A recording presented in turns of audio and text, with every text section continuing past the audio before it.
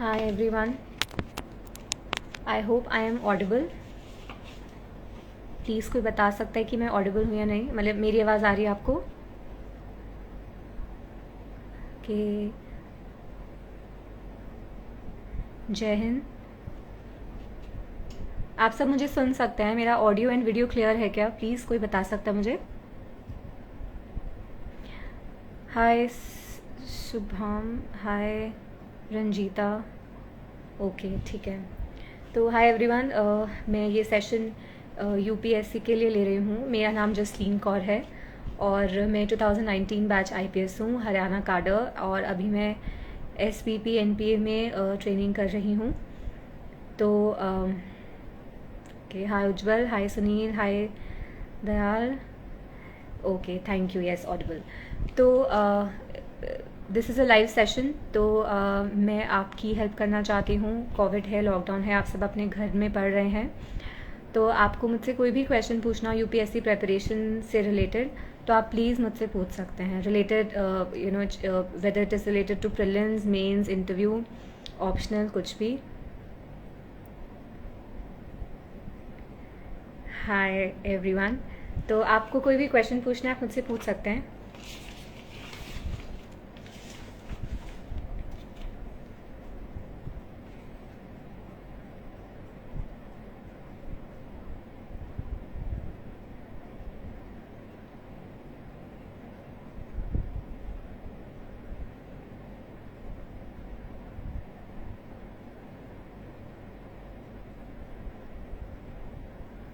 जय Hind.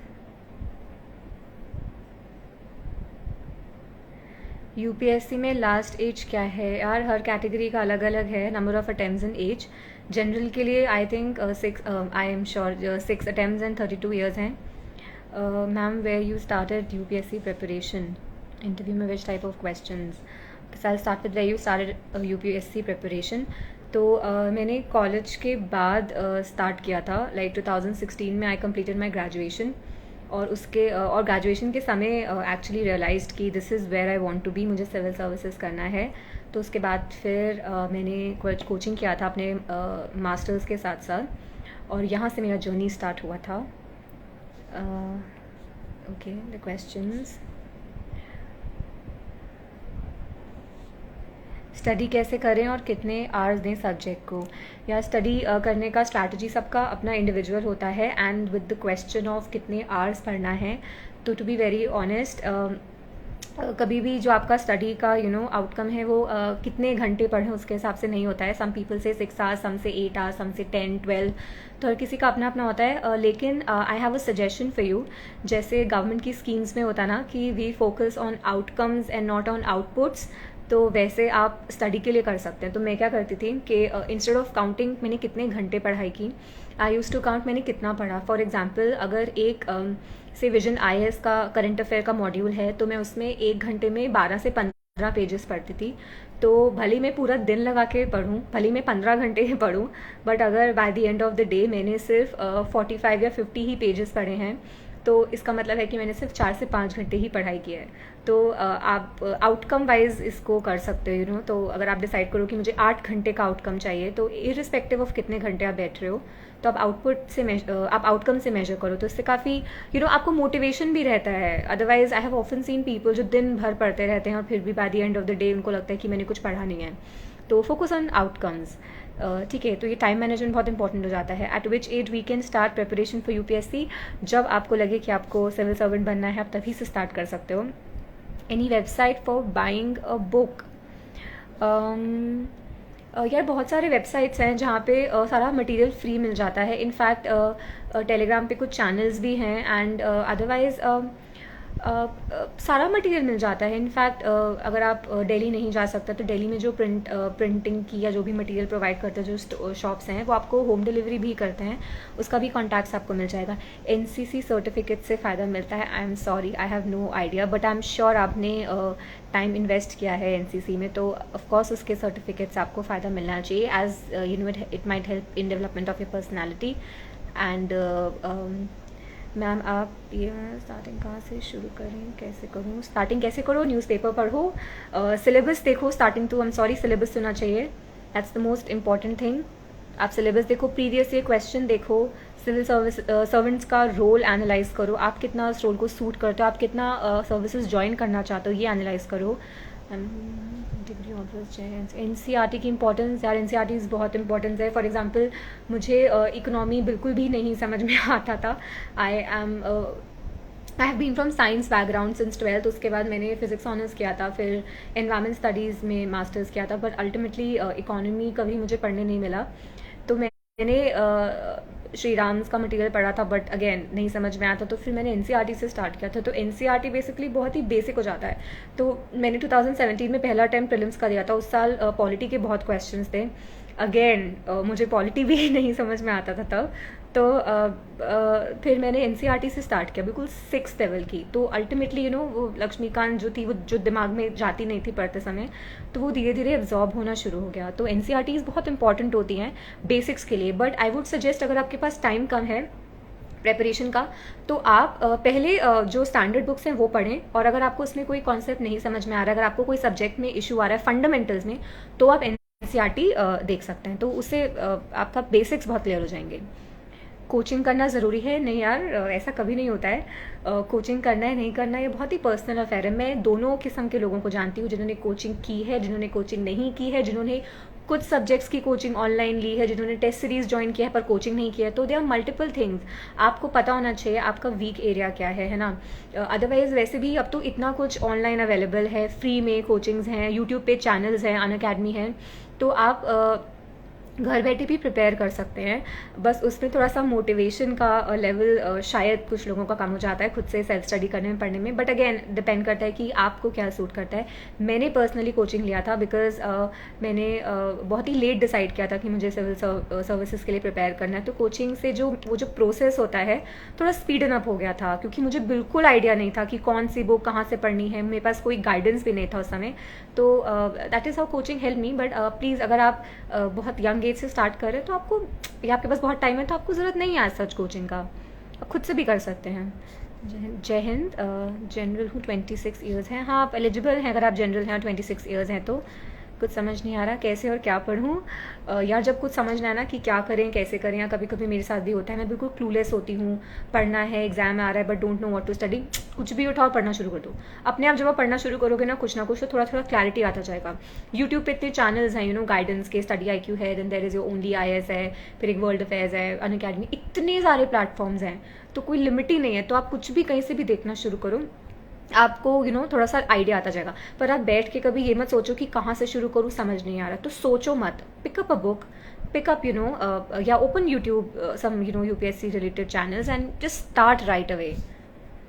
Daily motivation से study कैसे करें? हाँ यार, मोटिवेशन एक बहुत ही बड़ा प्रॉब्लम होता है, मुझे भी होता था। पढ़ते पढ़ते बार बार यू चेक कि बाकी लोग तो they are working, they are earning, आप क्या कर रहे हो, तो पढ़े ही जा रहे हो इतने सालों से, तो ऐसा होता है। तो वो मोटिवेशन तो बहुत ज़रूरी है।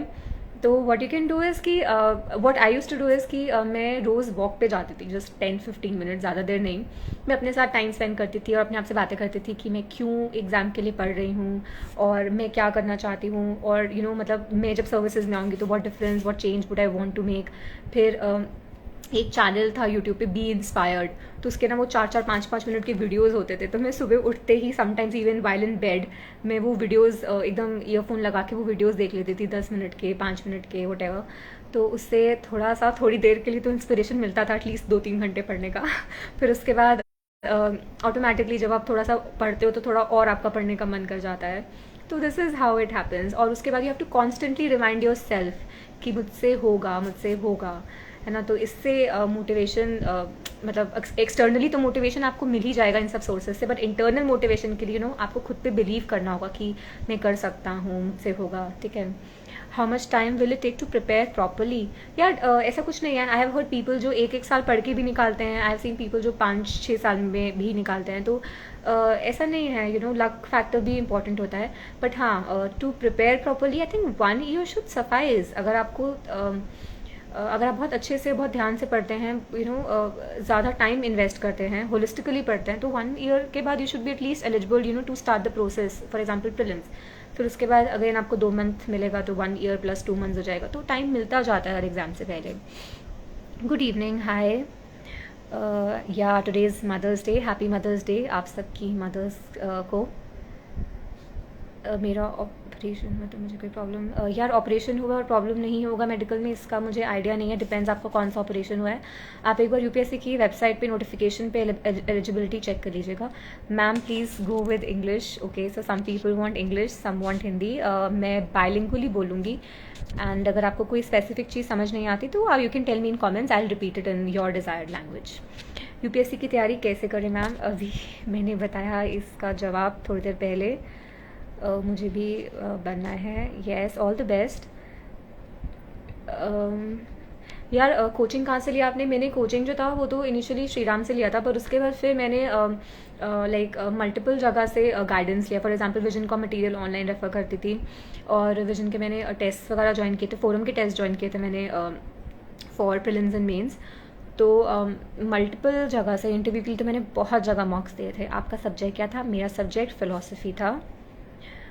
प्रॉपर बुक लिस्ट बताइए। ठीक है, मैं आपको प्रॉपर बुक लिस्ट बताती हूँ।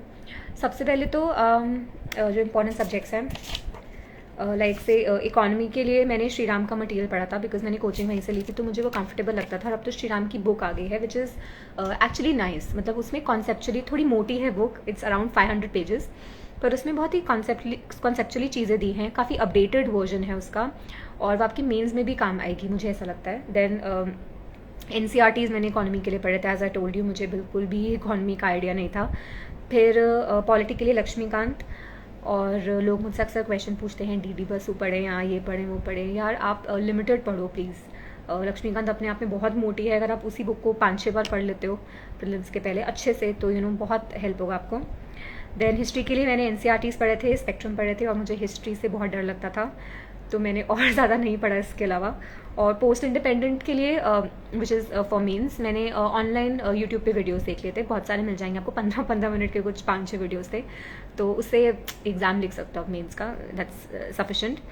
देन एनवायरमेंट के लिए यार क्योंकि मेरा एनवायरमेंट से MA था तो मुझे बहुत प्रॉब्लम नहीं आई थी, बट शंकर IAS मैंने एक बार रेफ़र किया था। और उसके बाद एनवायरमेंट के लिए मैंने यूट्यूब पे चैनल्स है बहुत सारे, वो मैं देख लेती थी, तो वो करंट अफेयर्स से प्रिपेयर हो जाते थे। Then about geography, GC Leong, NCRTs और मृणाल के लेक्चर, क्योंकि मुझे जोग्राफी से भी बहुत डर लगता था। Since I was a science background student actually, तो मुझे आर्ट्स के सभी सब्जेक्ट से बहुत डर लगता था। तो जोग्राफी के लिए आई रिमेंबर एक क्वेश्चन था कि कौन से वाटर बॉडीज़ के आसपास कौन से कंट्रीज़ हैं, मैच करना था कुछ प्रीलिम्स में, तो मुझसे वो क्वेश्चन नहीं बना था। मुझे ये भी नहीं आता कि रेड सी के आसपास या ब्लैक सी के आसपास कौन कौन से कंट्रीज़ हैं। तो फिर आई केम बैक उस दिन, और मैंने सोचा कि यार अब और कुछ छूटे या ना छूटे, मुझसे ये नहीं छूटना चाहिए। तो मैंने उस दिन घर आके सारी वाटर बॉडीज़ जितनी भी थी, तो मेडिटेरेनियन सी के आसपास बहुत सारी कंट्रीज़ हैं, if you know somewhat like 22-23 countries, तो मैंने सब याद कर लिए थे। तो आई वाज वेरी श्योर कि आप ये मुझसे नहीं छूटेगा। तो जिस चीज़ से डर लगता है ना आपको सब्जेक्ट में, तो आपके लिए एडवाइस है उसको तो पहले करके ख़त्म करो। तो जोग्राफी के लिए NCRTs एंड GC लियोंग, और मृणाल के वीडियो लेक्चर्स मैंने देख लिए थे, बिकॉज कॉन्सेप्चुअली मैं काफ़ी वीक थी जोग्राफी में।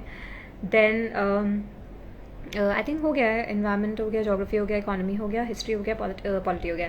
This is the book list मोटा मोटा।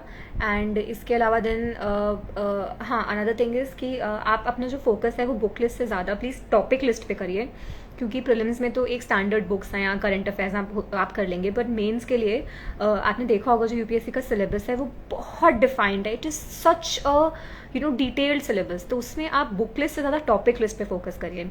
फॉर एग्जांपल अगर इसमें टॉपिक है फीचर्स ऑफ इंडियन सोसाइटी, तो आप गूगल कीजिए फीचर्स ऑफ इंडियन सोसाइटी, तो आप उसमें कीवर्ड्स नोट कर लीजिए, नोट्स बना लीजिए। आप बहुत एक्सटेंसिव नोट्स बनाने की ज़रूरत नहीं है, आप उसको पढ़ लीजिए, अंडरस्टैंड इट, और उसके बाद आप कीवर्ड्स लिख लीजिए टॉपिक वाइज। तो focus on topic list more than the book list, that is all I meant to से।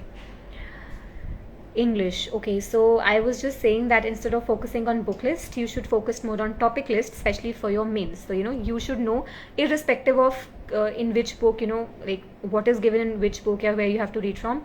Ultimate aim should be that this topic is there and I need to know all the things that are there in this topic. Okay, so your favorite subject is history. That's nice. मुझे बहुत डर लगता है. I'm scared of all the arts subject. Okay, somebody saying speak Hindi. Again, अगर आपको कोई specific question है जो आप अपनी लैंग्वेज में या आपकी प्रेफर्ड लैंग्वेज में चाहते हैं, तो आप मुझे कमेंट कर दीजिए, otherwise I will be talking bilingually. ठीक है.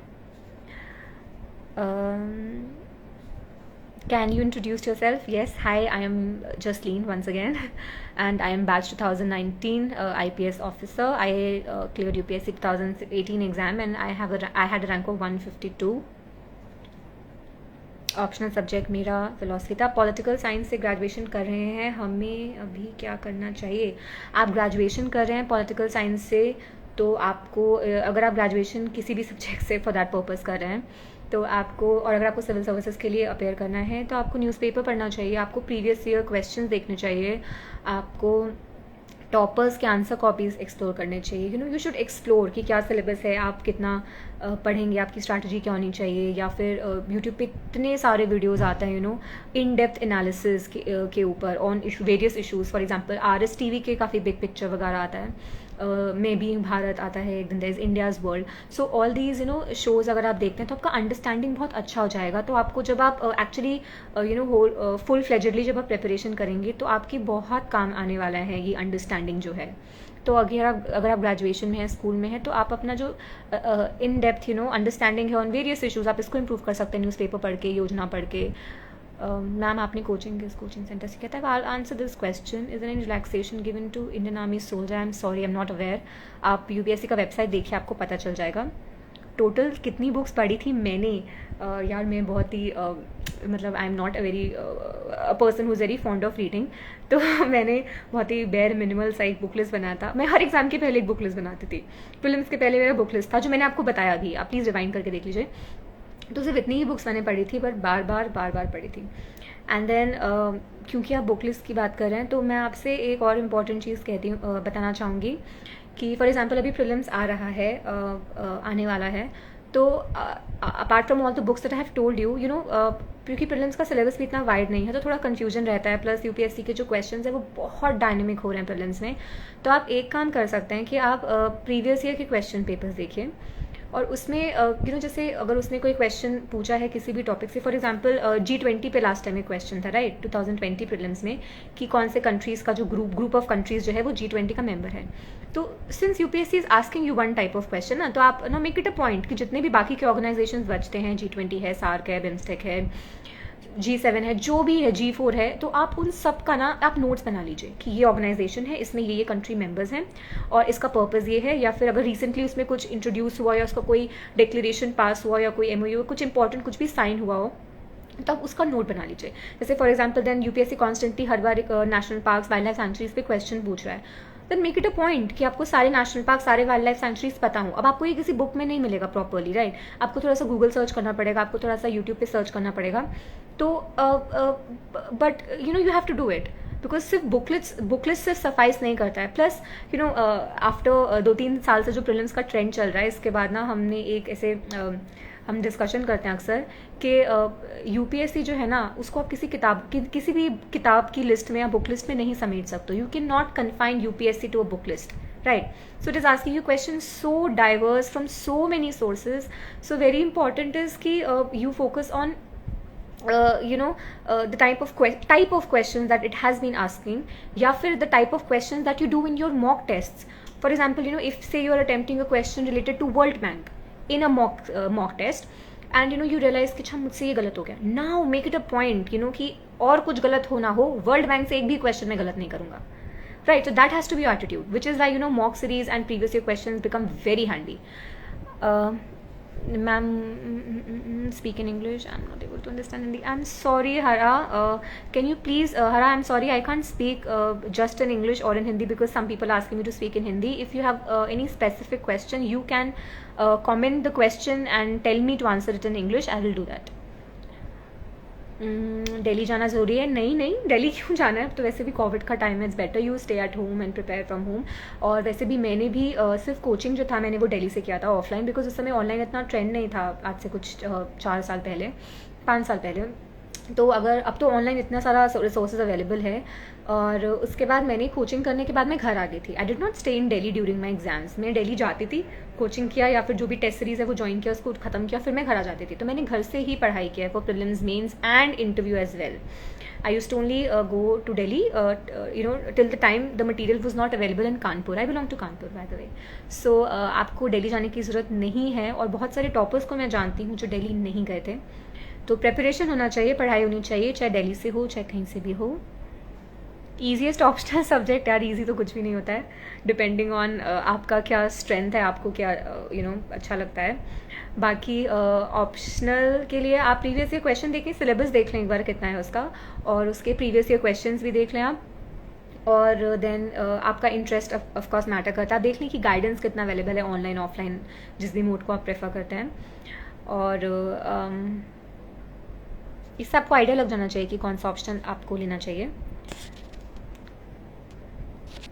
कौन सा बुक पढ़ना चाहिए। मैंने बुक लिस्ट बता दिया, प्लीज़ रिवाइंड करके देख लीजिएगा। प्रीलिम का स्ट्रैटेजी मैंने अभी थोड़ी देर पहले ही बताया था कि बुक्स जो भी मैंने आपको बताई हैं स्टैंडर्ड पीछे, वो बुक्स तो आप पढ़ ही लीजिए। उसके अलावा आप प्लीज़ क्योंकि सिलेबस इतना डिटेल नहीं है, तो आप बुक लिस्ट जो आपके प्रीवियस ईयर क्वेश्चंस हैं 5-6 साल के, उसको आप देखिए किस तरह के क्वेश्चन पूछे जा रहे हैं, उसका एक लिस्ट बना लीजिए कि इकोनॉमी का लिस्ट इस तरह के क्वेश्चन। तो इकोनॉमिक्स से वो बहुत ही अंडरस्टैंडिंग बेस्ड क्वेश्चन पूछ रहे हैं, राइट। तो आप कोशिश कीजिए आपको कॉन्सेप्ट समझ में। इनफैक्ट सभी सब्जेक्ट में अंडरस्टैंडिंग बेस्ड क्वेश्चन काफ़ी पूछे जा रहे हैं। देन उसके बाद एक सेकेंड, हाँ, देन उसके बाद आप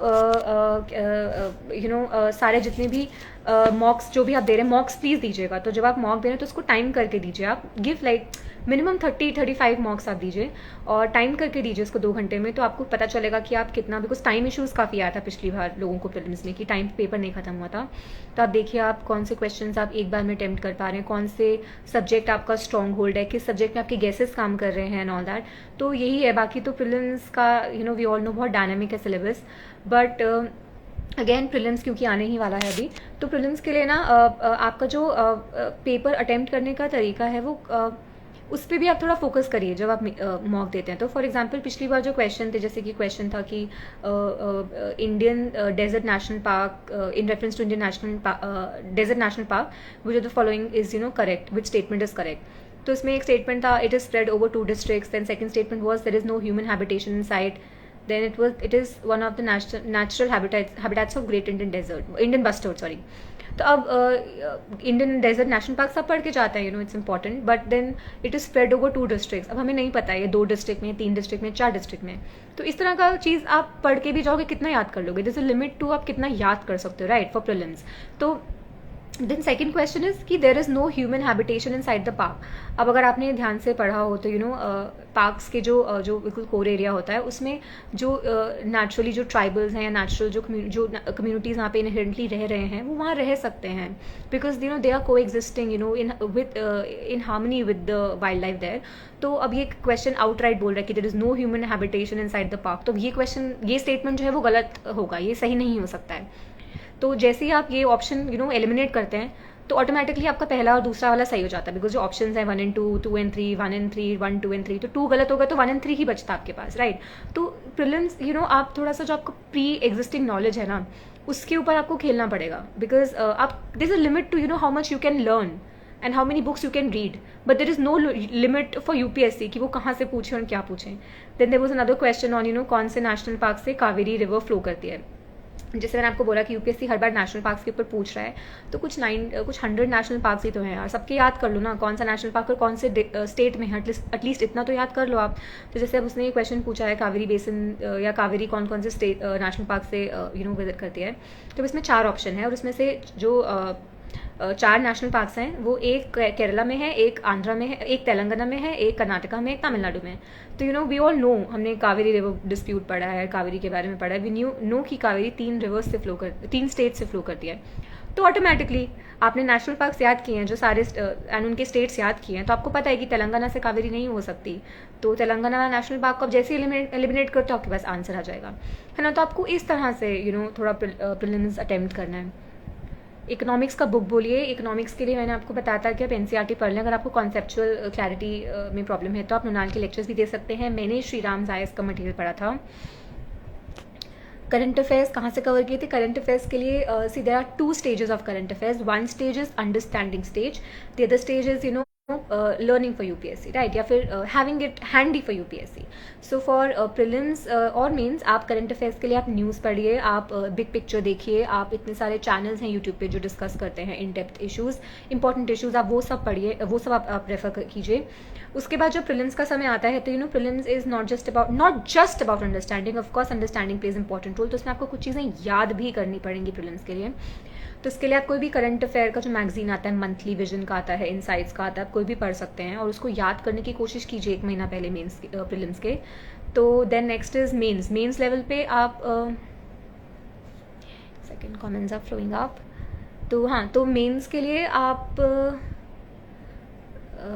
हाँ, मेंस के लिए करंट अफेयर्स के लिए what you have to do is, again since you have understanding and all that, आपको कीवर्ड्स बनाने हैं, राइट? जैसे अगर कोई क्वेश्चन आपसे ऐसे वो कोविड पे पूछ रहा है, हेल्थ इंफ्रास्ट्रक्चर पे पूछ रहा है, तो अब यू शुड हैव हैंडी कि हेल्थ इंफ्रास्ट्रक्चर कितने इंडिया में हॉस्पिटल बेड्स हैं per patient, what is WHO guideline on that, then how many से हम मेडिकल डिवाइसेस एक्सपोर्ट कितना करते हैं या इम्पोर्ट कितना करते हैं, where we stand there in pharmaceuticals. तो all these things, again this is a part of current affair, वो न्यूज़पेपर में आ रहा है तो आप उसको शॉर्ट में हैंडी नोट्स की तरह रख सकते हैं जो आपके मेंस में काम आएगा. तो करंट अफेयर्स अंडरस्टैंडिंग के लिए आप न्यूज़पेपर पढ़ें, आप योजना पढ़ें, ऑल दिस, और लर्निंग के पर्पज से या तो अपने आप खुद के नोट्स बना लें न्यूज़पेपर के, या फिर आप कोई भी मंथली मैगजीन पढ़ लें.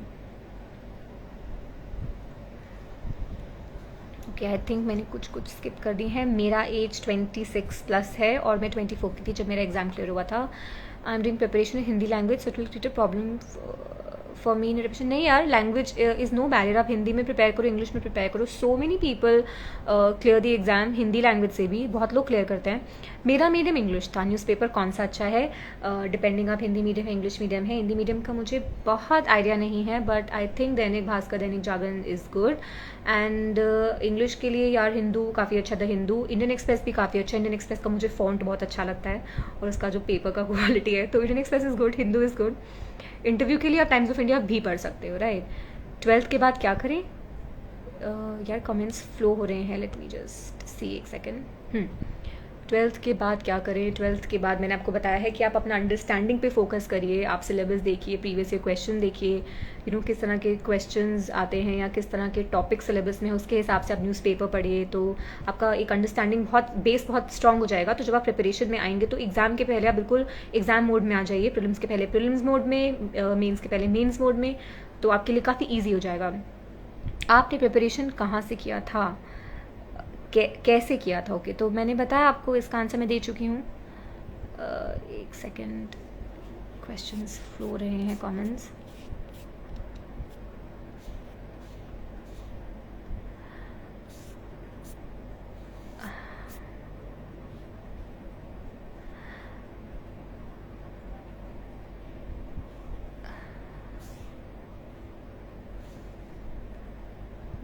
B inspired was the YouTube channel. जय हिंद. एनसीईआरटी की बुक के क्वेश्चंस कैसे आप लर्न करोगे, मतलब मुझे समझ में नहीं आया.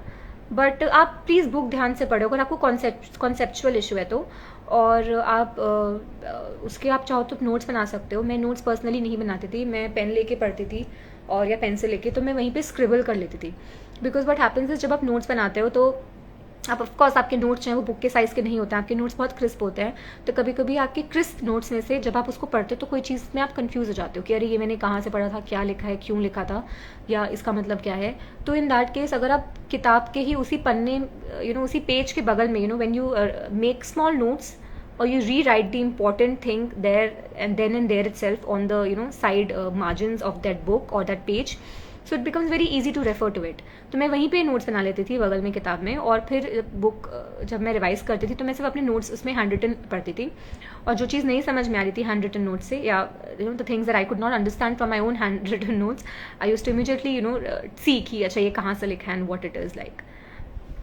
डिग्री पढ़ने के बाद क्या करना है? डिग्री पढ़ने के बाद आपको पढ़ना है यूपीएससी के लिए, अगर आप प्रिपेयर करना चाहते हैं तो.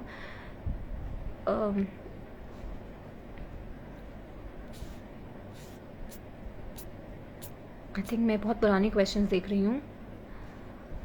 मेडिकल रिक्वायरमेंट फॉर आईपीएस, या I am not very sure. It should not be very difficult. Please check UPSC notification.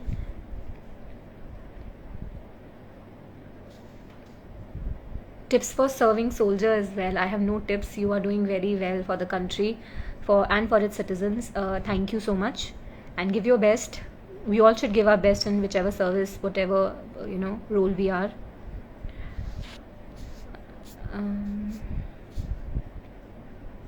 Maths important है या नहीं, प्लीज़ रिप्लाई। यार मेरे लिए मैथ्स बहुत प्रॉब्लम नहीं थी, बट हाँ मैथ्स इम्पॉर्टेंट है सेकंड पेपर के लिए। तो पेपर जो 2 है जिसमें रीजनिंग वगैरह होता है, तो आपका मैथ्स अच्छा हो ना अच्छा हो, इरिस्पेक्टिव ऑफ दैट आप प्रीवियस ईयर क्वेश्चंस कर लो GS2 के, और आप मतलब उसको प्रैक्टिस कर लो जो टॉपिक से अगेन वो पूछ रहा है या जिस तरह के क्वेश्चन आ रहे हैं। तो I think it is suffice, plus उसमें इंग्लिश भी होता है, तो you should be able to balance out. तो मैथ्स की वजह से आपका सिलेक्शन की प्रोस्पेक्ट्स पे तो बहुत इम्पैक्ट नहीं आना चाहिए, I am sure. Ma'am stretch और नेगेटिव मार्क्स, हाँ यार नेगेटिव मार्क्स हैं, we all know in prelims, इसीलिए मॉक सीरीज जो टेस्ट सीरीज है उसका इंपॉर्टेंस बहुत बढ़ जाता है। तो यू विल ऑलवेज नो कि आपका कितना सेफ जोन है। कुछ लोग जो हैं वो 90 अटैम्प्ट करते हैं, कुछ 80 अटैम्प्ट करते हैं, कुछ 70 में भी इनका हो जाता है, कुछ लोग 100 करते हैं। तो डिपेंड करता है कि आप कितना नेगेटिव, आपकी एक्यूरेसी क्या है। तो वो जब आप ज़्यादा प्रैक्टिस करोगे तो आपको ये समझ में आएगा। तो नेगेटिव मार्क्स बहुत इंपॉर्टेंट हो जाते हैं। एलिमिनेशन पे फोकस करिए, और एलिमिनेशन से आप कितना अपना स्कोर पॉजिटिव कर पा रहे हैं इस पर फोकस करिए। Ethics and current affairs strategy, current affairs का तो मैं बता चुकी हूँ, पीछे देख सकते हैं रिवाइंड करके वीडियो। हाँ एथिक्स के लिए व्हाट आई डिड वाज, मैंने कोचिंग किया था जब श्री राम से, तभी मुझे एथिक्स समझ में आता था, which is why I took my optional philosophy. तो एथिक्स के लिए what I use to do is कि सिलेबस जो एथिक्स का है वो अपने आप में पूरा मटीरियल है। तो एथिक्स का सिलेबस तो बाय हार्ट याद कर लो, मतलब इनफैक्ट GS 1 2 3 4 सब जो सिलेबस है ना उसको आप सामने प्रिंट निकाल के अपनी दीवारों पे आप चिपका लो, और उसको तो बाय हार्ट डेली पढ़ो जब तक इट्स लाइक एब्सोल्युटली लर्नड। उसके बाद फिर आप टॉपिक्स उठाओ एथिक्स के, पिक अप वन टॉपिक से इट इज़ लाइक जो पहला यूनिटस में अगर आपका एटीट्यूड है शायद, देन उसके ऊपर आप पढ़ लो कि व्हाट एटीट्यूड है, उसका डेफिनेशन, उसका एक एग्जाम्पल फ्रॉम पर्सनल लाइफ। फिर उसके बाद उसके जो भी एस्पेक्ट्स हैं वेरियस जो आपको ऑनलाइन मिल जाएंगे, किसी भी स्टैंडर्ड टेक्स्ट बुक में मिल जाएंगे आपको एथिक्स की, तो आप वो कर लो। उसके बाद इन केस स्टडीज़ के लिए सेपरेट कुछ लेक्सिकन वगैरह का मटेरियल आता है, एंड प्रैक्टिस के लिए आते हैं केस स्टडीज़, तो मैंने उससे प्रैक्टिस किया था। और उसके बाद टॉपर्स के आंसर कॉपी मैंने पढ़े थे उसमें कि इनफैक्ट GS 1 2 3 सभी के लिए। तो एथिक्स के लिए स्पेशल फोकस किया था मैंने कि किस तरह के क्वेश्चंस पूछे जा रहे हैं, और फिर मैं उसका आंसर लिखती थी खुद, और फिर मैं देखती थी कि what the topper and how the topper had written it. तो एथिक्स के लिए ये किया था। और उसके बाद पर्सनल लाइफ के एग्जांपल्स मैंने हर उसमें कोट किया था, जो भी आपके क्वेश्चंस, खासकर पार्ट A में जो क्वेश्चन आते थे, तो बहुत हैंडी होता है। और केस स्टडी के भी ना कुछ लिमिटेड 12 से 15 ही कैटेगरीज होते हैं। तो आप केस स्टडी का भी आपको मटेरियल अगर मिल रहा है कहीं सॉल्व केस स्टडीज़, तो आप प्लीज़ उसको अच्छे से देख लो, बिकॉज केस स्टडीज़ बहुत प्रैक्टिकल होते हैं, मतलब होनी चाहिए। अगर आपको वो मॉब मैनेजमेंट का क्वेश्चन आ रहा है एज एन SP, तो you can not write generic answer, तो you should know which sections you can use, या अगर आपको कर्फ्यू लगाना तो यू हैव टू यूज़ 144, या फिर मॉब मैनेजमेंट पे मिनिमम डैमेज होना चाहिए आपका, एक्सेट्रा। सो कुछ लिमिटेड केस स्टडीज़ की 12 से 15 कैटेगरीज हैं, तो आप वो सब प्रिपेयर कर सकते हैं। रेस्ट यार एथिक्स में ना इनपुट आउटपुट रेशियो बहुत अमेजिंग होता है। लोग एथिक्स नहीं पढ़ते हैं फिर भी उनके मार्क्स आते हैं। तो आप एथिक्स पे थोड़ा सा भी अगर आप फोकस एक्स्ट्रा करोगे ना, ये थोड़ा सा टॉपिक वाइज प्रिपेयर करने में और इंटरलिंकेजेस करने में टॉपिक्स के आपस में, तो आपको बहुत बेनिफिट मिलेगा इससे। देन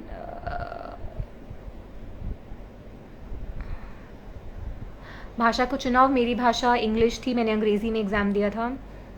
हाउ टू जॉइन रॉ, यार I am not very sure, आप उसके वेबसाइट पे देखिए, but yeah as an IPS you have an opportunity to serve in the raw.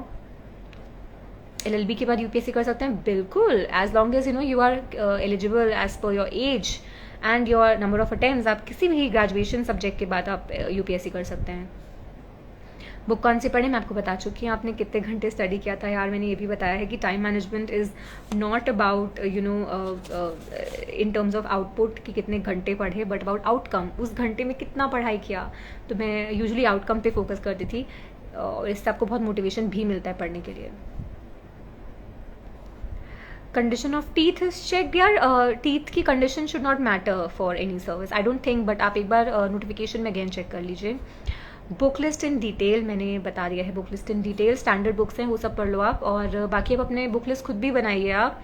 अगर मैंने श्री राम का मटेरियल बताया, अगर आपको नहीं समझ में आता तो आप रामेश सिंह है शायद, वो पढ़ सकते हैं आप। Then there is another book ना इकोनॉमी की। खैर आप कुछ भी पढ़ सकते हैं जो आपको सूट करता हो, जिस बुक की लैंग्वेज आपको समझ में आती हो। इट्स ऑलवेज अबाउट क्या कंटेंट इंपॉर्टेंट है, नॉट अबाउट कौन सी बुक इंपॉर्टेंट है। BA क्रिमिनोलॉजी फॉर डिग्री, हाँ यार, ग्रेजुएशन में कोई भी डिग्री हो सकता है। Coaching necessary, I have not yet dived into preparation but few have been preparing and I have cleared CDS other exams but so have a base of knowledge how to। यार अगर आपको नहीं coaching करना तो कोई ज़रूरत नहीं है, कोचिंग ऐसा कंपलसरी नहीं है। And since you are saying you have cleared the exams and you have a good knowledge base, तो you know what you should now focus on is कि आप वो जो नॉलेज बेस आपका है उसको आप UPSC के रिक्वायरमेंट्स से कैसे अलाइन करें। Because at the end of the day UPSC is only an exam, right. Of course वो एग्जाम आपका बहुत कुछ टेस्ट कर रहा है, आपका पेशेंस, आपका टॉलरेंस, आपका प्रेपरेशन के समय मेंटल बैलेंस, आपका मेंटल स्ट्रेंथ, वो सब टेस्ट हो रहा है आपका। But ultimately it's an exam. So आप जो भी आपका नॉलेज बेस एग्जिस्टिंग है आप उसी पे होन कीजिए, आप पेपर्स प्रैक्टिस कीजिए और यू हैव एन एज, क्योंकि आप पहले से एग्ज़ाम क्लियर कर चुके हैं। तो मैम GPSC का प्रिपरेशन कैसे करें? मैं बहुत श्योर नहीं हूँ स्टेट सर्विसेज के बारे में, but I had clear UPSC UPPCS prelims, तो मुझे, और उसके बाद मेरा UPSC हो गया था तो मैंने मेंस नहीं लिखा। बट आई वुड सजेस्ट कि किसी भी स्टेट सर्विस के लिए पहली चीज़ तो जो मैंने आपको स्टैंडर्ड बुक्स बताई है ना, इकोनॉमी, ज्योग्राफी, जो भी, वो तो आपको देखिए पढ़नी ही पढ़नी है। उसके बाद हर स्टेट के लिए कुछ प्रीवियस ईयर पेपर्स आते हैं 10 साल के, तो आप वो सारे प्रीवियस ईयर पेपर्स देखिए और उसमें टॉपिक वाइज, सपोज आप एक पेज पे इकोनॉमी हेडिंग डालिए, तो आप देखिए कि 10 साल में उसने इकोनॉमी से कौन कौन से टॉपिक पूछे हैं, तो आपको पता होना चाहिए कि वो किस फील्ड में इंटरेस्टेड है, इकोनॉमी से वो क्या पूछ रहा है। सेम विद हिस्ट्री में वो उसका क्या वो किस में इंटरेस्टेड है। तो आप इस तरह के टॉपिक लिस्ट आप प्रिपेयर कर लीजिए 10 साल के क्वेश्चन एनालाइज करके, then focus on those topics. I am sure this strategy will help you sail through prelims at least. Then for mains and all, depending on हर स्टेट का अलग अलग पैटर्न होता है प्रीलिम्स मेंस का, तो आप अकॉर्डिंगली प्रिपेयर कर सकते हैं। पर अगर आप UPSC के लेवल पे प्रिपेयर कर रहे हैं तो आई थिंक स्टेट के लिए आपको बहुत प्रॉब्लम नहीं आनी चाहिए, सिर्फ आपको इसमें स्टेट स्पेसिफिक ऐड करना पड़ेगा। हाय हेलो, इंजीनियर्स को कैसे हेल्प मिलती है? यार मैं इंजीनियर नहीं हूँ, मुझे बहुत आइडिया नहीं है इंजीनियर्स को कैसे हेल्प मिलती है, बट मे बी आपको GS2 में काफ़ी सॉरी आपका जो पेपर 2 होता है CS2, तो उसमें मे बी आपको CSAT 2 में भी आपको उसमें हेल्प मिलता हो।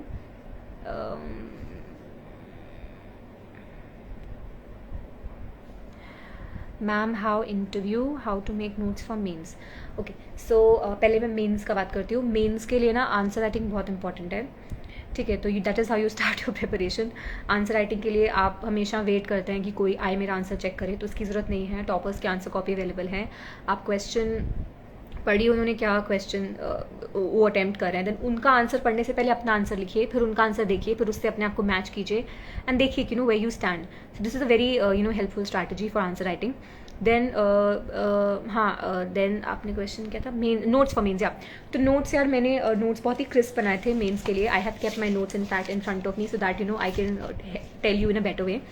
सो वॉट आई डिड वॉज कि जैसे GS1 में फॉर एग्जाम्पल पहला टॉपिक इज, या टॉपिक वाइज चलेंगे, ठीक है। तो GS1 में पहला टॉपिक था सोसाइटी, ठीक है, फीचर्स ऑफ इंडियन सोसाइटी। अब everybody knows Indian society rural है, ये है वो है जो भी है, तो मैंने इसमें कुछ कीवर्ड्स लिख लिए।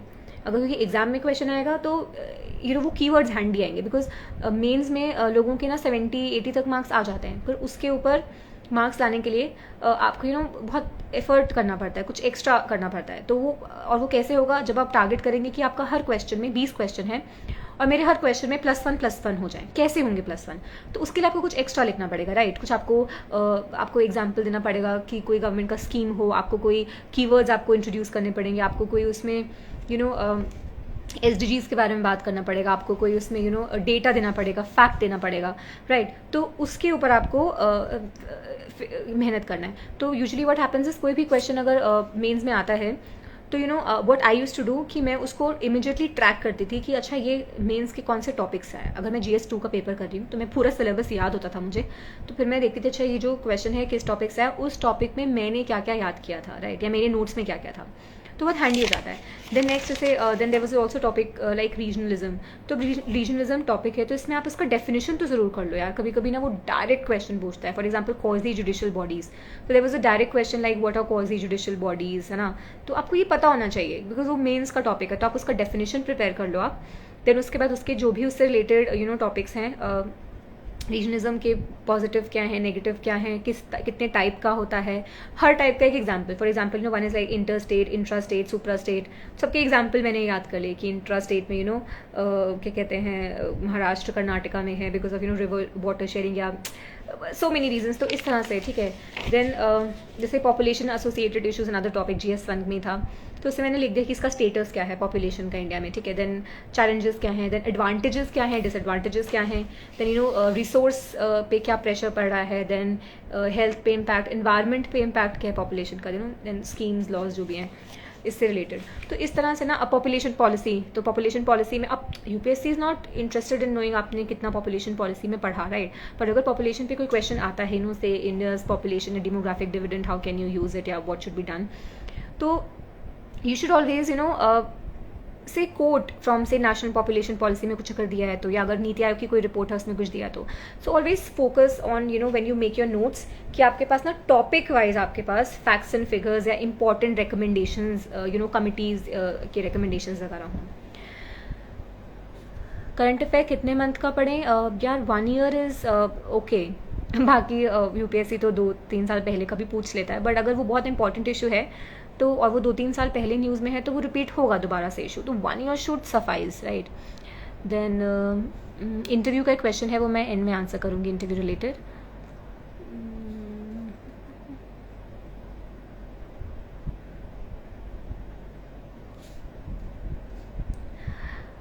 पुलिस ऑफिसर बनने के बारे में कुछ नहीं पता है, पर 2 ईयर से जुनून चढ़ गया है यार। That is nice and it's a very nice service. आप पुलिस ऑफिसर बन के बहुत ही इंस्टेंट ग्रेटिफिकेशन फील होता है जब आप लोगों की हेल्प करते हैं, तो लोग आपको थैंक यू बोलते हैं, तो पर्सनल सेटिस्फैक्शन, पर्सनल कंटेंटमेंट बहुत मिलता है लाइफ से। So police is a very great service to serve. Direct आपका इंटरफेस रहता है लोगों के साथ। While graduation, I have to start my studies. हाँ, I have already answered this question, Rashish. You can check, rewind and check. SI के लिए books, I am very sorry, मुझे बहुत आइडिया नहीं है, बट बहुत सारा हेल्प अवेलेबल है यूट्यूब पे। आप प्लीज़ यूट्यूब पे सर्च कीजिए, गूगल कीजिए, आई एम श्योर आपको बहुत अच्छे अच्छे वीडियोज़, आपको सोर्सेज मिल जाएंगे। My brother clear UPSC, congratulations. Mains answer writing मैंने आपको बताया स्ट्रैटेजी। अच्छा, मेंस आंसर राइटिंग में एक और चीज़ है कि जब आप मेंस लिख रहे हैं तो मेंस के कुछ समय पहले ना लोग अक्सर अपने ही नोट्स और अपने ही आंसर्स कभी नहीं पढ़ते हैं, तो ये मत कीजिएगा। आपने जो भी प्रीवियसली टेस्ट कॉपीज़ या टेस्ट सीरीज़ कोई ज्वाइन किया या खुद के आंसर्स जो लिखे हैं, तो क्योंकि अगेन यूपीएससी ने आपके पुराने आंसर्स नहीं पढ़े हैं, है ना। तो जैसे अगर आपने जीएसटी पे कुछ प्रिपेयर किया है फॉर एग्जांपल, तो अब वो चीज़ आपने भले उसके 6 आंसर लिखे हों, पर यूपीएससी के लिए तो वो एक ही बार आप लिख रहे हो ना एग्जाम में, तो आप अपने सारे 6 आंसर पढ़ो पुराने, जो भी आपने जीएसटी या किसी भी टॉपिक पे लिखे हैं, और उसके आप एकदम क्रिस्प में ना एग्जाम से 15 दिन पहले या 15-20 दिन पहले जब एकदम रिविजन मोड में होते हो, तो आप हेडिंग डालो एकदम इकोनॉमी, तो उसमें जो भी एकदम डायग्राम्स आपको बहुत अच्छे जो आपने अपने पुराने आंसर्स में लिखे हैं, या आपने जो भी फैक्ट्स पुराने आंसर्स में लिखे हैं, या आपने जो भी फिगर्स आपने बनाए हैं, स्कीमेटिक डायग्राम्स, या जो भी आपने ग्राफ बनाए, अगर आपने ग्राफ्स बहुत आपको मार्क्स फेच करते हैं अगर इकोनॉमी का एग्जाम है, इकोनॉमी का क्वेश्चन है, तो आप वो सारे क्रिस्प नोट्स बना लीजिए कीवर्ड्स के साथ, कि इररिस्पेक्टिव ऑफ कोई भी क्वेश्चन आएगा या इससे रिलेटेड कोई भी क्वेश्चन आएगा इस टॉपिक से रिलेटेड, मैं ये डायग्राम्स, ये ग्राफ, या ये मैं एग्जाम्पल्स कुछ भी मैं कोट करके आऊँगा ही आऊँगा, या आऊँगी। तो ये मेंस आंसर राइटिंग में आप एग्जाम से 15-20 दिन पहले इनकॉर्पोरेट कर सकते हैं। Jai Hind, book list note की है मैम ने दी है, ओके। देन मैम मैं डॉक्टर बनने वाली हूँ, उसके लिए वाला हूँ उसके लिए यूपीएससी में कैसे पोस्ट हूँ मैम? यार मुझे आइडिया नहीं है, but I think central medical services का भी एक एग्ज़ाम होता है फॉर डॉक्टर्स। आप प्लीज़ एक बार यूपीएससी की वेबसाइट पे इसके बारे में चेक कर लीजिए। Yes, I will save and share this session. Graduation कहाँ से की थी यार? मैंने तो दिल्ली यूनिवर्सिटी से किया था फिज़िक्स ऑनर्स में, पर आप कहीं से भी कर सकते हो, it does not really matter for as long as the purposes of this exam is concerned. read NCERT again and again. See, the question is, the person is asking, is it compulsory to read NCERT again and again? Bar bar NCERT पढ़ना है नहीं. See, the purpose is not आप एक बार पढ़ो, 10 बार पढ़ो, 1000 बार पढ़ो, लेकिन उसके अंदर जो लिखा है अगर आपको वो समझ ही नहीं आ रहा है तो कोई फ़ायदा नहीं है, right? So the purpose of NCERT is to reading NCERT is to understand, because इतना बेसिक है, वो इतना अच्छे से एक्सप्लेन किया है. तो अगर आपको एक बार में समझ में आ रहा है तो आप एक बार पढ़ लो. अगर आपको एक बार में समझ में नहीं आता, तब 2 बार पढ़ोगे, और उसमें जो इंपॉर्टेंट चीज़ें, कुछ फैक्ट्स हैं जो आपको लगता है कि मैं भूल जाऊंगा और ये इंपॉर्टेंट है, यूपीएससी पूछ सकता है, प्रीवियस ईयर में उसने पूछा है, तो उसके आप नोट्स बना लो, राइट? तो just for the sake of reading don't read, है ना? आप थोड़ा एक्टिवली उसको रीड करो. मतलब while reading you should be involve in it, कि मुझे क्या क्या समझ में आ रहा है, क्या समझ में नहीं आ रहा. जो नहीं समझ में आ रहा है, जो टेंडेंसी लग रहा है कि भूलेंगे, उसको वहीं स्क्रिबल कर लो, है ना? तो कितनी बार पढ़ना इज़ नॉट इम्पॉर्टेंट, आपको क्वालिटी पे फोकस करो आप.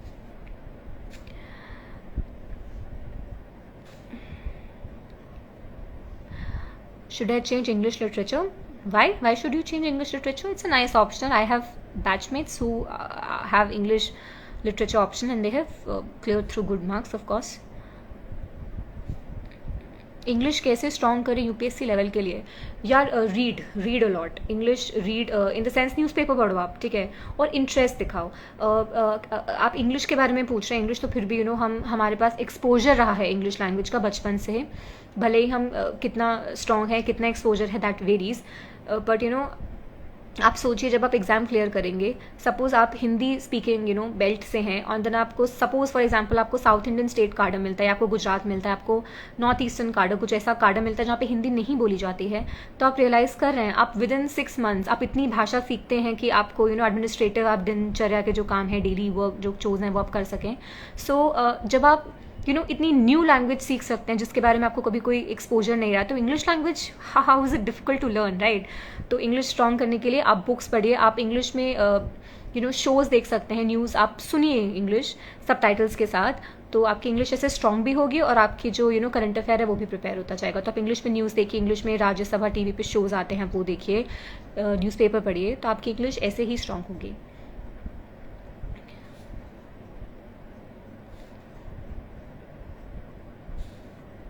इनबॉक्स में क्वेश्चन मैसेज करेंगे, श्योर आप कर सकते हैं, मैं बाद में चेक कर लूँगी, पर आप अभी पूछ लीजिए क्वेश्चन प्लीज़.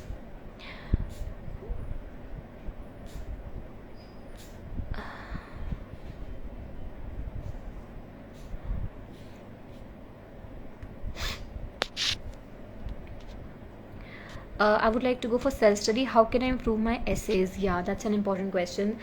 वैसे to be honest, ऐसे में ना पता नहीं चलता कभी कि आपने क्या लिखा और क्या मतलब आपको कितना मार्क्स मिल रहा है. It's not very predictable कि कभी कभी आपको लगता है आपने बहुत अच्छा मिला और आपको बहुत अच्छे मार्क्स नहीं मिलते. Sometimes you feel like अरे मैंने तो बहुत बेकार लिखा है, and then you get really good marks. So बहुत ऐसा कुछ नहीं है, but yeah, there has to be a minimum standard that you have to meet for essay.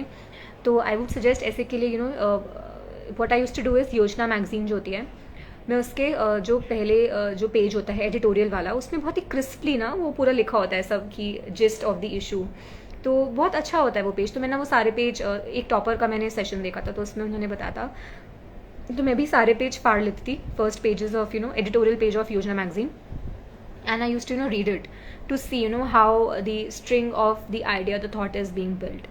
बाकी introductions and conclusions के लिए go for standard, 2 ही ऐसे लिखना है आपको वहाँ पे. तो कुछ 8 से 10 टॉपिक्स हैं खाली, तो उन सब के ऊपर एक इंट्रोडक्शन कंक्लूजन टॉपर के ऐसे पढ़ के आप प्रिपेयर कर लो, है ना. इंटरेस्ट और 2 से 3 कंक्लूजन प्रिपेयर कर लो, काफ़ी हैंडी होते हैं. जैसे मैंने किसी भी ऑफ कोर्स ऐसे का ना आपको कंक्लूजन में ऑप्टिमिज्म दिखाना होता है, कि हाँ चैलेंजेस हैं, हाँ इश्यूज़ हैं, but yes we will solve it. तो I ended my essay with a very interesting thing. I wrote कि there may be 1,000 problems, there may be lakhs of problems, but we have crores of solutions. We have 135 crore solutions. Each one of us is a solution, right? तो as we enter the 76th year of 75th जब भी मैंने exam दिया था of independence, so we have to together solve this या whatever. तो ऐसे के लिए वन स्ट्रैटेजीज कि आप इंट्रोडक्शन कंक्लूजन टॉपर के आंसर से प्रिपेयर कर लो, जो मैंने किया था. एंड नेक्स्ट इज़ कि आपके जो थॉट होते हैं वो बहुत ही सिंपल लैंग्वेज में आप एक्सप्रेस करो और बहुत कनेक्टेड थोड़ा सा रखो पैराग्राफ. तो जैसे आप बॉडी में लिख रहे हो तो यू हैव टू एक्सप्लोर की सब डिमेंशंस आप एक्सप्लोर करो कि पॉलिटिकली ये है जो भी, देन सोशली ये है. सो अब्रप्टली जंप मत करो कि इसमें पॉलिटिकली बता दिया डायमेंशन, इसमें सोशल डायमेंशन खोल दिया. तो से कि after having discuss the political dimensions, now let us discuss social dimensions of it. So भी बाकी every topic for the essay can be रफली कैटेगराइज्ड या फिर रफली can be broken into 3 parts. कि एक पार्ट में आपका जाएगा कि मतलब for example I tell you from an example. जैसे कि जब मैंने एग्जाम दिया था तो क्वेश्चन था the past is a permanent dimension of human values, ऐसा. तो अब इसमें व्हाट आई डिड वाज कि फर्स्ट आई स्टार्टेड दिस ऐसे by the way I wrote कि in the face of a pilgrim taking holy dip in the Ganges, I see the face of a Harappan. तो यहीं पे मैंने थोड़ा सा past present का थोड़ा सा वो दिखा दिया इफेक्ट. और फिर मैंने आगे लिखा कि तुरंत इंट्रोडक्शन इटसेल्फ में ही कि whereas past impacts us deeply, however it is and it is a dimension of our values, but it is not a permanent dimension. The very fact we have been able to overcome sati, we have been able to overcome so many social evils, the wrongs of the past, the historical past, that shows that it is not a permanent dimension but an important dimension. The first part mein I explored ki how past is a dimension. Then I showed how past is not permanent. The we want reformism and not revivalism of the past, right? तो मैंने second dimension में वो explore किया. फिर third में मैंने क्या लिखा था पार्ट में कि lessons from the past and for a better future. तो इस तरह से तो यूजुअली आप 2-3 कैटेगरीज में अपने ऐसे को आप ब्रेक कर सकते हो. तो इससे आपको लिखने में आपको बेसिकली ड्राफ्टिंग में काम हेल्प करेगा आपको. बाकी ऐसे के लिए यार 8-10 टॉपिक प्रिपेयर कर लो रैंडम, और बाकी मैक्सिमम टॉपिक्स पे उसके बाद आप ड्राफ्ट्स बनाओ. Rough drafts take 20 to 30 minutes. Pros cons जो भी है आपका ऐसे का टॉपिक है डिपेंडिंग, उसके ऊपर आप ड्राफ्ट बना के सारे एक्सप्लोर कर लो. Focus more on ideas and less on facts and data. Rest है मेनी वेरियस सेशंस यार ऑन एसेज एंड ऑल, आप वो चेक कर सकते हो. यूट्यूब चैनल नहीं यार, I have no YouTube channel. I am not able to see the question.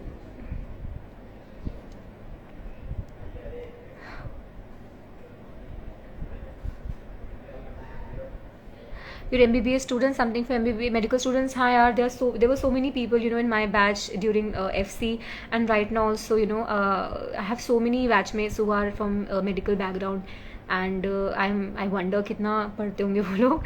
but आप medical option भी ले सकते हो, उसमें है तो nothing special for them. You can still be a civil servant if you want. Best optional subject यार, best कुछ नहीं होता है. ऑप्शन के लिए सबसे इंपॉर्टेंट आपका इंटरेस्ट होता है. No matter how good in optional subject, लोगों के उसमें बहुत अच्छे मार्क्स आ रहे हो, फिर भी अगर आपको उसमें इंटरेस्ट ही नहीं है तो पढ़ ही नहीं सकते हो. तो most important is interest. Then check syllabus कितना छोटा है कितना बड़ा है, आपको जो भी क्राइटेरिया सूट करता है, क्या है सिलेबस के topics. Then focus on previous year questions. Then you focus on कि कितना गाइडेंस अवेलेबल है, मटेरियल अवेलेबल है या नहीं, और यूट्यूब पे वीडियोस होंगे या टॉपर्स टॉक्स होंगे, जो भी आपको चाहिए मटेरियल उसके लिए.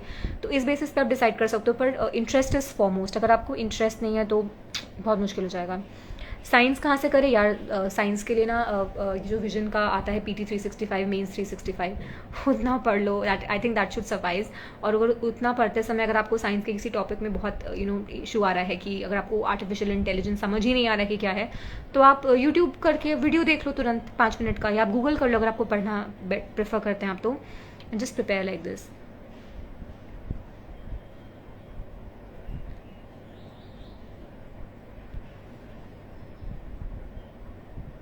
कितने सब्जेक्ट होते हैं IAS में? यार बहुत सारे सब्जेक्ट होते हैं. They are categorise into 4 papers, GS 1 2 3 4, economy, polity, society, all this. And optional होता है एक, आपको एक ऑप्शन लेना पड़ता है. साइंस किस बुक से करना चाहिए मैंने आपको बता दिया है. साइंस के लिए आप NCERT पढ़ लो, 9th 12th का 10th का बहुत है. और इसके आगे अगर आप कुछ, और इसके आगे आप वो वही कर मंथली ये जो PT 365 या मेंस का जो भी ईयरली जो आता है साइंस एंड टेक का, दैट शुड सफाइज. और अगर कोई टॉपिक आपको नहीं समझ में आ रहा है उसमें, देन आप उसको आप गूगल या यूट्यूब पे देख लो. मैम 11th क्लास कौन सी स्ट्रीम लो यार, आपका जो भी मन हो, इरिस्पेक्टिव ऑफ आपका स्ट्रीम, आप आर्ट्स से हो, कॉमर्स से हो, साइंसेस से हो, कुछ भी आपने किया है, आप फिर भी सिविल सर्वेंट बन सकते हो। There are so many civil servants from different diversity of backgrounds and it will contribute to the services, because आप किसी भी बैकग्राउंड से आप आ रहे हैं तो आपका एक ऑलरेडी आपका you have knowledge in that subject, in that field, so you will be able to contribute in administration, आपका एक डिमेंशन, एक पर्सपेक्टिव होगा, तो आप किसी भी उससे हैं तो you will always contribute to service and it will help in preparation. Optional के लिए एंथ्रोपोलॉजी ठीक रहेगा, हाँ बहुत अच्छा रहेगा, अगर आपको पसंद है तो आप प्लीज़ ले लीजिए। ऐसे के इम्पॉर्टेंट टॉपिक बताओ यार, ऐसे में वही टॉपिक्स आ जाते हैं women related, health related, education related, agriculture, economy related in general, science and tech related topics, then एक फिलोसफिकल टॉपिक आता है, फिलोसफिकल ऐसे का टॉपिक, तो जो कि बहुत ज़्यादा आ रहा है, आपने नोटिस किया होगा ऐसे में एक फिलोसफिकल टॉपिक तो आ ही रहा है एवरी ईयर। तो पर्पज़ ऑफ ऐसे जो है वो आपकी purpose of essay is to let you explore all dimensions, या आप किस तरह से सोचते हैं।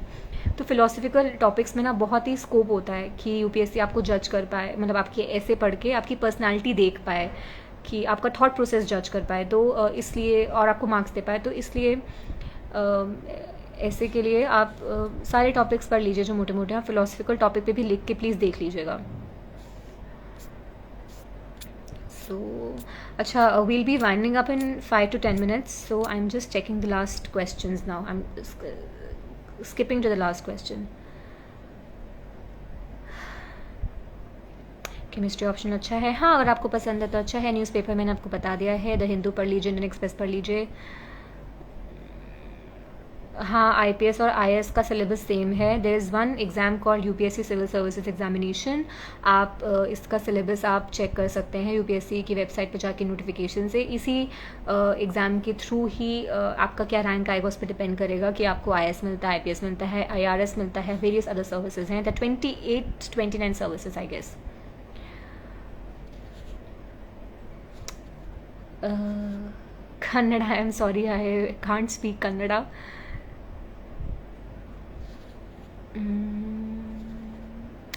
आप मुझे, हाँ मेरे पर्सनल इंस्टाग्राम उस पर आप मैसेज कर सकते हैं for future questions if you have.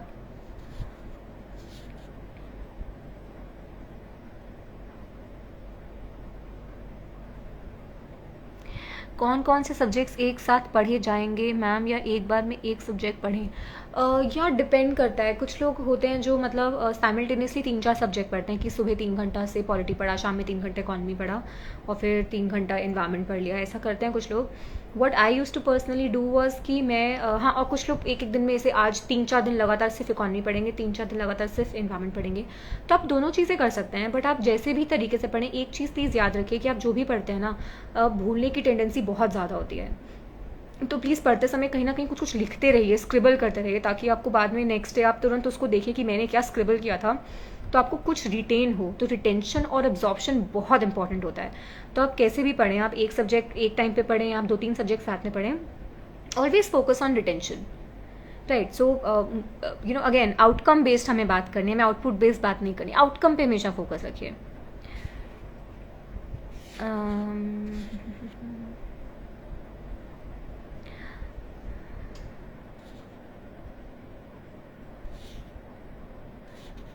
How is health? My health is very good by God's grace. आप लोग प्लीज़ अपने हेल्थ का ख्याल रखिए, आप लोग सब। These are very tough times, covid times. Stay fit, stay healthy, take all, follow all COVID appropriate behaviors and protocols. My favorite subject is environment, because I did my post graduation in environment and I also was JRF in environment. Interview के बारे में, oh yes, we have to talk about interview also. So I am talking about interview now, right? उसके बाद and I'll see if you have any question finally. So see, interview has very less weightage as compared to mains.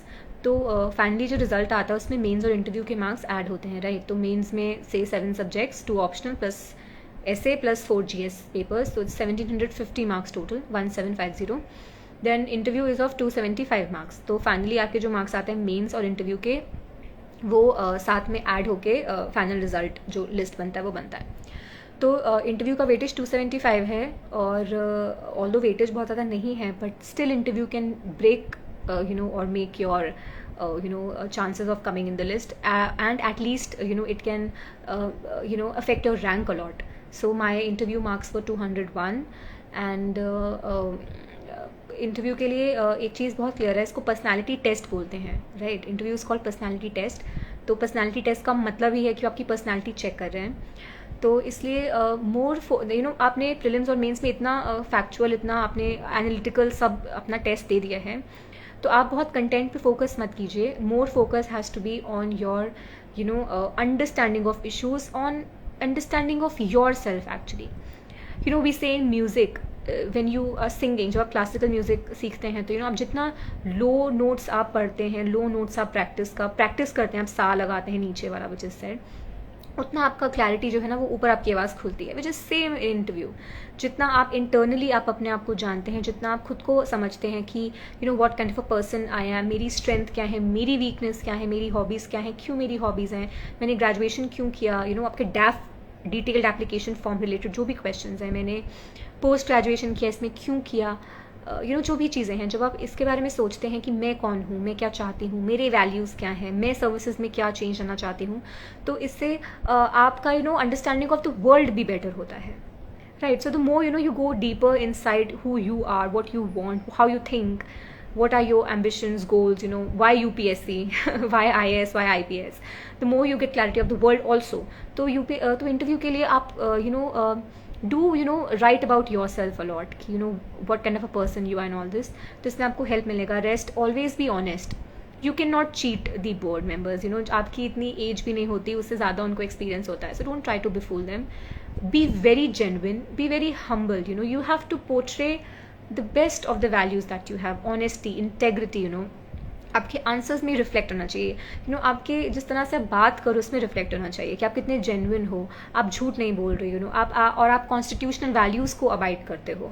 So I always tell my friends जो interview देते हैं या दे चुके हैं जो भी, कि हमेशा इंटरव्यू के लिए आपके किसी भी आंसर का जो टेस्ट होना चाहिए वो होना चाहिए constitution, irrespective of of course आप एंटी गवर्नमेंट स्टैंड भी नहीं ले सकते हैं since you're going to join the system, so but you can be critical in a healthy way, in a constructive way, so but ultimately the test of your answers कि कौन सा answer सही है, कौन सा आंसर गलत है, वो इस चीज़ पे डिपेंड करता है कि उसमें पब्लिक वेलफेयर कितना है, उसमें पब्लिक इंटरेस्ट कितना है, उसमें कॉन्स्टिट्यूशनल वैल्यूज़ कितने हैं, ठीक है, उसमें डेमोक्रेटिक वैल्यूज़ कितने हैं।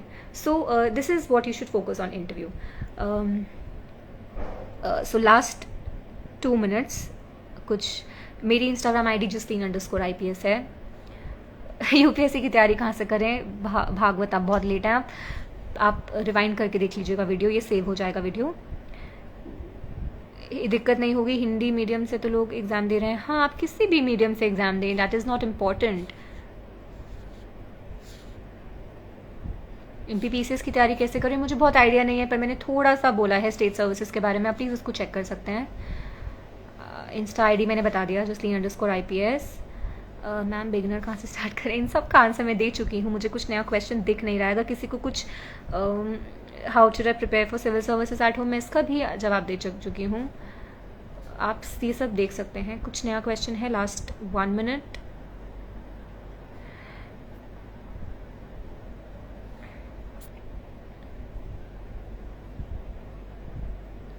ट्वेल्थ में हूँ, IPS का प्रिपरेशन, हिंदी वालों के लिए न्यूज़पेपर।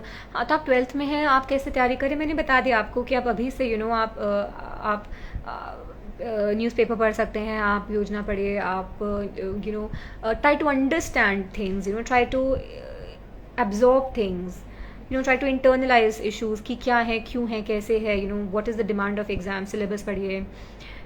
टाइम टेबल प्लीज़ यार, कोई टाइम टेबल नहीं था, काफ़ी आपको बताया मैंने, मैं थोड़ा सा 1 हफ्ते का मोटा मोटा आइडिया रख के चलती थी मैं कि इस हफ्ते में ये ख़त्म करना है, और उसके बाद then I used always focus on कि नॉट ऑन कितने घंटे पढ़ी, बट ऑन मैंने ये ख़त्म किया या नहीं। So outcome based and not output based. Reading करने बैठते तो मन नहीं लगता, हाँ यार मन तो किसी का भी नहीं लगता, किसी को पढ़ना तो किसको ही पसंद है, बहुत ही कम लोग हैं जिनको पढ़ने में बहुत मज़ा आता है एनीवे, बट पढ़ना तो आपको पड़ेगा, आपको एग्ज़ाम देना है तो। बाकी पढ़ने को आप इंटरेस्टिंग बना सकते हैं अगर आप ये हमेशा याद रखें कि आप क्यों कर रहे हैं, क्योंकि यूपीएससी सिर्फ एक एग्ज़ाम नहीं है। आईएएस आईपीएस ना आप लबस्ता में या एसपीपी एनपीए में आके नहीं बनते हैं। आप जब से आप प्रिपरेशन स्टार्ट करते हैं तभी से बनते हैं। तो during your preparation itself always tell yourself कि I can do this and why I want to do this, because I want to help the people, I want to serve the society, I want to make a large scale difference for personal satisfaction, contentment. तो ये सब चीज़ें आप ध्यान में रखिए पढ़ते समय। इंस्पिरेशनल मोटिवेशनल वीडियोज़ देख लीजिए और अच्छा खाना खाइए, हेल्दी रहिए, फैमिली से बात करिए। Family is such an important support system, your friends will be your support system. तो ऐसा आप कर सकते हैं। मैंने कौन से अटैम्प्ट में, मैंने सेकेंड अटैम्प्ट में क्लियर किया था। और कोई क्वेश्चन मुझे बहुत इंपॉर्टेंट दिख नहीं रहा है। आप लाइव आते रहिएगा, श्योर यार, आप बुलाते रहिएगा, मैं लाइव आती रहूँगी। I am so happy to help you all. लंबाई थोड़ी कम पड़ जाती है यार, मुझे आइडिया नहीं है। आई थिंक 150 लड़कियों के लिए और 156 लड़कों के लिए शायद क्राइटेरिया है। आप एक बार नोटिफिकेशन में चेक कर लीजिएगा, कैटेगरी वाइज क्राइटेरिया है। तो any tips for keeping preparation on track? Yes, एक इंपॉर्टेंट चीज़ मैं बताऊँगी। आपने कहा था आपका मन नहीं लगता है पीपल आस्किंग दिस थिंग, तो नींद आती है पढ़ने बैठते हैं, तो वेरी फनी सबको आती है यार। But one important thing is कि आप हमेशा अगेन पॉजिटिव रहिए, मोटिवेटेड रहिए, और उसके बाद गाने सुनिए, म्यूज़िक जो भी आपका हॉबी है वो आप कीजिए, खेलिए। बाकी जब आपको ऐसा लगता है ना कि मुझसे नहीं होगा, जब ये क्वेश्चन आता है, तो आप ना हमेशा एक चीज़ याद रखिए कि आपको उस पर कंट्रोल नहीं है। You have no control on the result, right. और उसके बाद आपको ये जो नेगेटिव ख्याल आता है, आपको उसको राइट देयर एंड देन आपको उसको ब्रेक करना होता है। Because once you get a negative thought, वो थॉट बार बार आता रहेगा। तो और वो जैसे अगर आपको पहली बार लगा कि मुझसे नहीं होगा, तो उस दिन आपको कोई प्रॉब्लम नहीं होगी, आपकी पढ़ाई भी हो रही है, आपका ख्याल आपको नेगेटिविटी आ रही है। बट एक टाइम आएगा जब आपकी पढ़ाई भी होना बंद हो जाएगी 2-3 दिन बाद, तो और आप इतना नेगेटिव हो जाओगे, फिर आपको अगले दिन और गिल्ट आएगा कि नेगेटिव थॉट तो था ही और अब पढ़ाई भी नहीं हो रही है, राइट।